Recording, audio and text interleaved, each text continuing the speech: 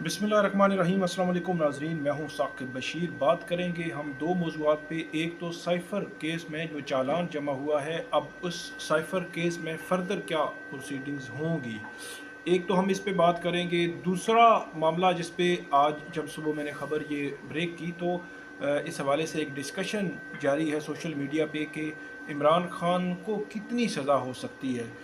इसके अलावा cipher case further अब क्या होगा इसमें, और इसहाक डार ने जो हुदैबिया पेपर मिल्स केस था उसमें इसहाक डार ने जो 164 का बयान दिया था, एतराफ़ी बयान दिया था शरीफ फैमिली के ख़िलाफ़।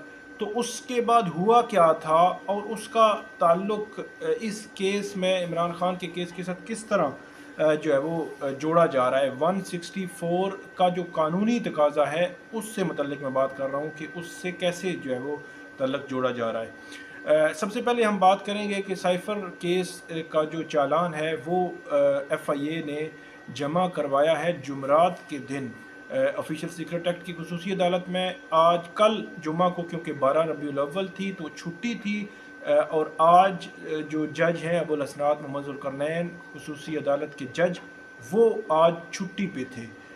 अब वो पीर के रोज़ आएंगे।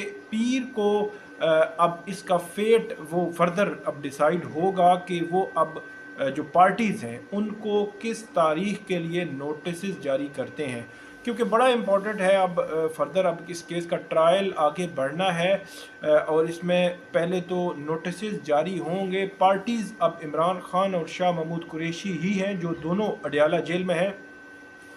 उनको नोटिस जारी होंगे, और दूसरा मामला डिटरमिन होना है कि जेल ट्रायल होगा या अदालत में इस केस का ट्रायल होगा। ट्रायल इन कैमरा ही होगा जहां पे जो सहाफ़ियों को एक्सेस है वो नहीं हो सकेगी। हम ज़राए से और अपने सोर्सेज से ही आप तक जो ख़बरें हैं वो पहुंचाएंगे।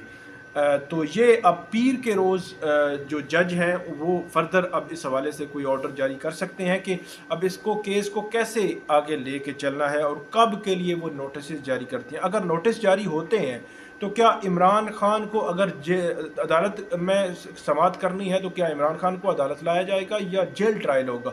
एक चीज़ मैं और आपको बता दूं कि अप्रैल 2022 के बाद जब हमने देखा कि इमरान खान के ख़िलाफ़ बहुत सारे केसेस दर्ज होना शुरू हुए, तो इस्लामाबाद की हदूद में भी बहुत सारे केसेस उनके ख़िलाफ़ थे। तो उनको हमेशा से इस्तिस्ना नहीं दिया जाता था। वो कहते थे कि मुझे सिक्योरिटी थ्रेट है।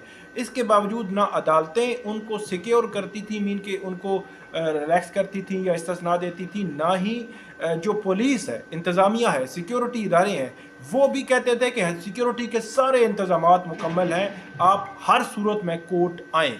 तो उस वक़्त जब इमरान खान अभी गिरफ़्तार नहीं हुए थे तो उस वक़्त तो इमरान खान ये कहते थे मुझे सिक्योरिटी थ्रेट है, तो स्टेट कहती थी कि कोई मसला नहीं है, हम मुकम्मल सिक्योरिटी दे रहे हैं, और वो आते भी रहे मुख्तलिफ़ पेशियों पे। इस्लामाबाद में बीसियों जो पेशियों पे वो मौजूद रहे।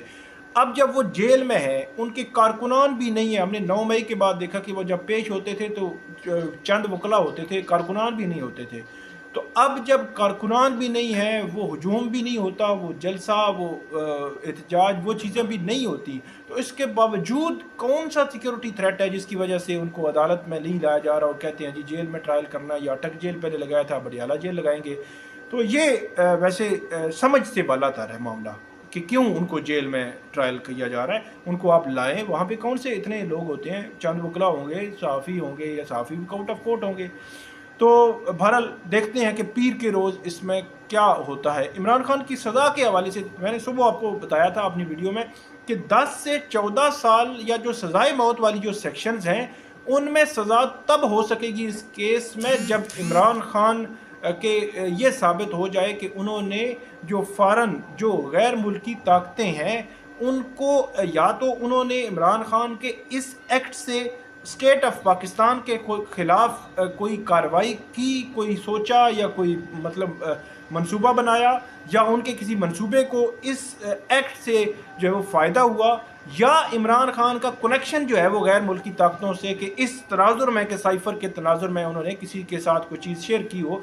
तो ये दोनों चीज़ें ریکارڈ پہ عدالت کے سامنے عدالتی پروسیس قانونی تقاضے پورے کر کے ثابت کرنا پروسیکیوشن کے لیے بالکل بھی آسان نہیں ہوگا۔